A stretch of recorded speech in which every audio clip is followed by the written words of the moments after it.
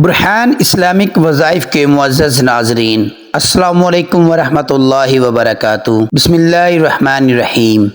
محترم ناظرین، جیسا کہ ہم سب خوبی جانتے ہیں کہ رمضان مبارک کا مہینہ شروع ہو چکا ہے اور رمضان کے روزے رکھنا ہر مسلمان پر فرض ہے، لیکن ہمارے ذہن میں یہ سوال پیدا ہوتا ہے کہ پتہ نہیں کہ ہمارا روزہ قبول ہوا ہے یا نہیں، یعنی روزہ قبول ہونے کی کیا نشانی ہے۔ ناظرین اکرام، آج کی اس ویڈیو میں ہم آپ کو بتائیں گے کہ وہ کون سی نشانیاں ہیں کہ جن کے ظاہر ہونے سے پتہ چلتا ہے کہ روزہ قبول ہوا ہے یا نہیں۔ لہٰذا آپ سے درخواست ہے کہ میری اس معلوماتی ویڈیو کو آخر تک ضرور دیکھیے گا، اور اگر ابھی تک آپ نے ہمارا چینل سبسکرائب نہیں کیا تو ابھی سبسکرائب کر لیں۔ محترم ناظرین، روزہ رکھنا ایک بڑی بات تو ہے ہی، لیکن اس سے بھی بڑی بات یہ ہے کہ ہمارا روزہ قبول ہونا چاہیے، یعنی کہ جو عمل ہم کر رہے ہیں اس کا کرنا کوئی اتنی بڑی بات نہیں، لیکن ہمارے اس عمل کو اللہ تبارک و تعالیٰ قبول فرما لے، یہ بڑی بات ہے۔ ہم روزہ رکھ رہے ہیں کیونکہ یہ ہم پر فرض ہے، لیکن ہمارے اس روزے کو اللہ تبارک و تعالیٰ قبول فرما لے، یہ بڑی بات ہے۔ ناظرین، پیارے آقا محمد صلی اللہ علیہ وسلم نے ارشاد فرمایا کہ روزہ صرف بھوکے اور پیاسے رہنے کا نام نہیں ہے، بلکہ روزہ کان کا، آنکھ کا، ناک کا اور منہ کا ہے۔ جیسے زبان سے کوئی غلط بات نہ بولی جائے، کانوں سے کوئی غلط الفاظ نہ سنے جائیں، لیکن اگر کوئی شخص روزہ رکھ کر بھی غلط کام کرتا جائے تو پھر آپ صلی اللہ علیہ وسلم نے فرمایا کہ اس کا روزہ روزہ نہیں ہے بلکہ فاقہ ہے، تو ایسا روزہ تو اللہ تبارک و تعالیٰ قبول ہی نہیں کرتا۔ ناظرین اکرام، اب آپ یہ بھی جان لیجئے کہ وہ کون سی نشانیاں ہیں کہ جن کے ظاہر ہونے سے پتہ چلتا ہے کہ ہمارا روزہ قبول ہوا ہے یا نہیں۔ تو جان لیجئے کہ روزہ قبول ہونے کی 3 نشانیاں ہیں۔ اگر آپ کا روزہ قبول ہوگا تو آپ کو ان نشانیوں میں سے کوئی ایک نشانی ظاہر ہوگی جس سے آپ سمجھ سکتے ہیں کہ اللہ تبارک و تعالیٰ نے آپ کا روزہ قبول و منظور فرما لیا ہے۔ ناظرین اکرام، جب کوئی شخص روزہ رکھتا ہے تو وہ بہت زیادہ احتیاط کرتا ہے کہ کہیں ایسا نہ ہو کہ ہمارا روزہ مکروہ ہو جائے۔ روزہ مکروہ ہونے سے بھی اس کو ڈر لگتا ہے، کیونکہ سب سے پہلی بات تو اس نے کھانا پینا چھوڑ دیا ہے۔ پان گٹکا کھانے والے نے وہ کھانا چھوڑ دیا اور وہ سوچ رہا ہوتا ہے کہ کہیں ایسا نہ ہو کہ ہماری چھوٹی سی غلطی سے ہمارا روزہ خراب ہو جائے، اور یہ سوچنا بھی چاہیے کہ کیونکہ اس کا جو ثواب ہے وہ قیامت کے دن لوگ اپنے اپنے اعمال لے کر آئیں گے۔ کوئی نماز لے کر آ رہا ہے تو کوئی روزہ لے کر آ رہا ہے، کوئی زکوٰۃ لے کر آ رہا ہے تو کوئی حج لے کر آ رہا ہے۔ پھر اللہ تبارک و تعالیٰ کے فرشتے انہیں اجر و انعام دینا شروع کریں گے۔ نمازی کو اس کا انعام مل جائے گا، صدقہ دینے والے کو اس کا صلہ مل جائے گا، حج کرنے والے کو فرشتے اس کا بدلہ اور انعام دیں گے۔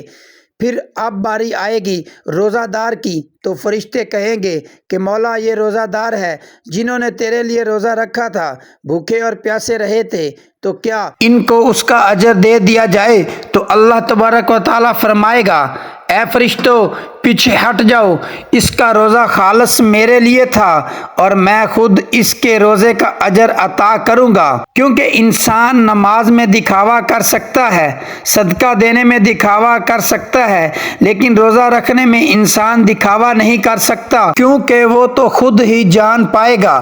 جیسا کہا جاتا ہے کہ قبر کا حال مردہ ہی جانتا ہے، تو وہ جو کہ پورا دن چونکہ بھوکا اور پیاسا ہے اور اس کے باوجود بھی اپنی محنت و مزدوری کر رہا ہے، تو یہ اس سے ہی پتہ ہے کہ اس سے کیسا محسوس ہو رہا ہے، لیکن وہ پھر بھی مسکرا رہا ہے، خوش ہو رہا ہے، پھر بھی وہ اس پر راضی ہے۔ تو اللہ تبارک و تعالی قیامت کے دن ان کو خود اجر عطا کرے گا۔ محترم ناظرین، ہم آپ کو بہت سی پچھلی ویڈیوز میں بھی بتا چکے ہیں کہ جب انسان کی عبادت قبول ہوتی ہے یا جب اللہ انسان سے راضی ہوتا ہے تو اس میں کون کون سی نشانیاں ظاہر ہوتی ہیں، یعنی کیسے پتہ چلتا ہے کہ ہماری عبادت قبول ہوئی۔ جیسا مثال کے طور پر اگر آپ نے فجر کی نماز پڑھی، فجر کی نماز پڑھنے کے بعد آپ نے ظہر کی نماز بھی ادا کی، یعنی آپ کو ظہر پڑھنے کی توفیق مل گئی، تو یہ اس بات کی نشانی ہے کہ آپ کی فجر کی نماز کو اللہ تبارک و تعالیٰ نے قبول فرما لیا۔ تو ایسا کیوں کہا؟ کیونکہ نہ جانے آپ کے دروازے سے روزانہ کتنے لوگ گزرتے ہوں گے، تو کیا آپ ہر کسی کو گھر کے اندر بلاتے ہیں؟ نہیں نا، یعنی جن سے آپ محبت کرتے ہیں، جن کے آپ پاس ہیں، ان کو بلاتے ہیں۔ اگر کوئی ایک مرتبہ آپ کے گھر آ گیا اور آپ کو اس کا آنا بہت ہی اچھا لگا تو آپ اس کو پھر سے بلائیں گے کہ بھائی آج پھر آ جاؤ، تھوڑی دیر بیٹھ جاؤ۔ یعنی جب کسی انسان کا آپ کو کوئی کام اچھا لگتا ہے یا اس کا رویہ اچھا لگتا ہے تو آپ اس سے بار بار اپنے پاس بٹھانا چاہیں گے، اس سے بات کرنا چاہیں گے۔ اسی طرح سے جب اللہ تبارک و تعالیٰ کسی انسان کی نماز کو قبول فرما لیتا ہے تو اس کو اگلی نماز پڑھنے کی طاقت و توفیق عطا فرماتا ہے اور وہ اگلی نماز بھی پڑھ لیتا ہے۔ جب اللہ اس سے پڑھنے کی توفیق دے دیتا ہے تو یہ نشانی ہوتی ہے کہ آپ کی پچھلی نماز کو اللہ تبارک و تعالیٰ نے قبول فرما لیا ہے۔ اور اگر ہمیں نماز پڑھنے کا وقت نہیں مل رہا تو ہم یہ نہ سوچیں کہ ہمیں وقت نہیں مل رہا اس لیے ہم نے نماز نہیں پڑھی، بلکہ یہ سوچا کریں کہ ہم نے ایسا کون سا گناہ کیا ہے کہ اللہ تبارک و تعالیٰ نے ہمیں اپنے سامنے کھڑا کرنا بھی پسند نہیں کیا۔ اسی طرح سے اگر ہم نے ایک روزہ رکھا اور اس کے بعد ہم نے اگلا روزہ بھی رکھ لیا تو یہ اس بات کی نشانی ہوگی کہ ہمارے پچھلے روزے کو اللہ تبارک و تعالیٰ نے قبول فرما لیا ہے۔ لیکن اس کا مطلب یہ نہیں کہ آپ روزہ رکھ کر بھی غلط کام کر رہے ہیں، جھگڑا کر رہے ہیں، گالی گلوچ کر رہے ہیں، جو نہیں دیکھنا چاہیے وہ دیکھ رہے ہیں، جو نہیں سننا چاہیے وہ سن رہے ہیں۔ یعنی روزہ رکھ کر بھی آپ وہ سارے کام کر رہے ہیں کہ جن سے اللہ تبارک و تعالیٰ نے ہمیں روکا ہے، اور پھر آپ اپنی ہٹ دھرمی میں روزہ رکھ رہے ہیں کہ ہمیں تو روزہ رکھنا ہے، ہمیں تو پیاس لگتی نہیں ہے۔ تو دوستو، اگر آپ کو پیاس لگتی ہی نہیں اور آپ روزہ رکھ رہے ہیں تو پھر آپ کے روزہ رکھنے کا کیا مطلب ہے؟ انسان کمزور ہے اور اللہ تبارک و تعالیٰ کو یہی ادا تو پسند ہے کہ دیکھو میرے بندے کو بھوک بھی لگ رہی ہے، پیاس لگ رہی ہے، لیکن پھر بھی وہ میرے لیے رکا ہوا ہے۔ پھر جب انسان افطار کرنے کے لیے بیٹھتا ہے اور جیسے ہی اذان ہوتی ہے تو اذان ہونے سے پہلے اللہ تبارک و تعالیٰ فرشتوں سے فرماتا ہے کہ دیکھو میرے بندے کے سامنے کھانا رکھا ہوا ہے، پانی بھی رکھا ہوا ہے، دیکھو اسے کوئی انسان دیکھ بھی نہیں رہا اور وہ تنہائی میں ہے، اے فرشتوں اس کو بھوک لگی ہے، کھانا بھی اس کے سامنے ہے، لیکن یہ کھانا کیوں نہیں کھا رہا؟ تو فرشتے جواب میں کہتے ہیں کہ اے مولا اس کو تیری محبت نے روک رکھا ہے۔ اللہ تبارک و تعالیٰ اپنے فرشتوں سے فرماتا ہے اس کے سامنے پانی ہے تو یہ پانی کیوں نہیں پیتا؟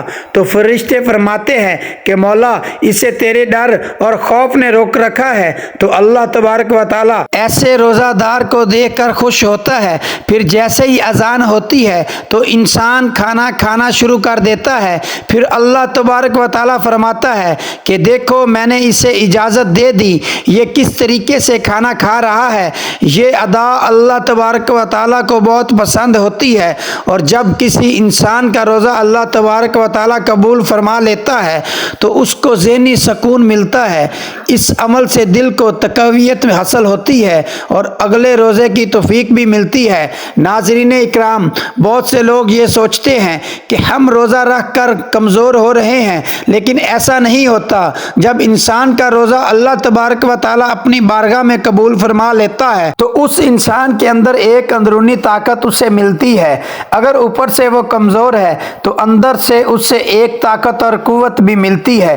وہ بندہ خود محسوس کرنے لگتا ہے کہ یہ روزہ کا کمال ہے۔ اس لیے میرے پیارے بہن بھائیوں، آپ سب سے ہماری یہ گزارش ہے کہ روزے کو کبھی بھی نہ چھوڑا کریں، کیونکہ نبی کریم صلی اللہ علیہ وسلم نے ارشاد فرمایا کہ جس نے ایک روزہ بغیر بیماری کے یا بغیر مجبوری کے چھوڑا تو ساری زندگی بھر بھی اگر وہ روزے رکھتا رہے تو اس ایک روزے کا پورا حق ادا نہیں کر سکتا۔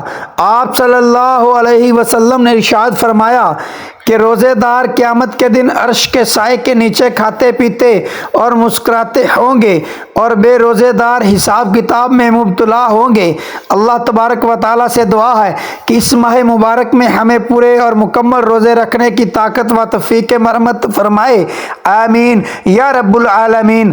آخر میں آپ سے درخواست ہے کہ میری اس معلوماتی ویڈیو کو لائک اور شیئر کر دیجئے، اور میرے اسلامی و اصلاحی چینل کو سبسکرائب کر لیجئے۔ جزاک اللہ خیر کثیرہ۔ اللہ ہم سب کا حامی و ناصر ہو۔ السلام علیکم ورحمۃ اللہ وبرکاتہ۔